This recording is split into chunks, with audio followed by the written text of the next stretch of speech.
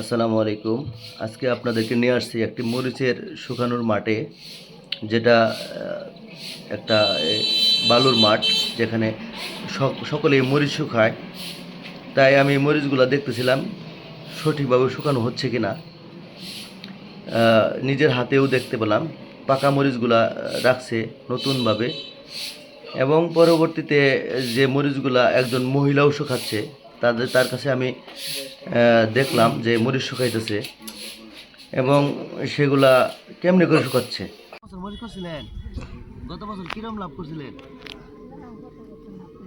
বেশি লাভ হয় না। গত বছর দাম কিরম ছিল? প্রথম 10,000 কইলো দিলাম না সেই মরিচ রাখলাম এই 8,500 8,500।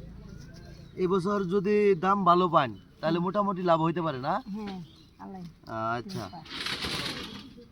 ঠিক আছে তাহলে। গত বছর আপনার মরিচের দাম কেমন ছিল? গত বছর তো 9,000 টাকা ছিল। 9,000 টাকা ছিল। গত বছর আপনার বিঘাতে কেমন মরিচের লাভ হয়েছিল? ধরেন বিঘাতে 20-30 হাজার টাকা লাভ হয়েছিল। এই বছর কেমন সম্ভাবনা করতেছেন? যেমন এইবার তো আবহাওয়া মোটামুটি ভালো, আবহাওয়া ভালো হলে মরিচের দাম তো তেমন এরকম না। তাহলে আশা করা যায় দাম যদি ভালো থাকে তাহলে আপনারা মরিচের ইয়া লাভবান হইতে লাভ পারবেন। অনেক।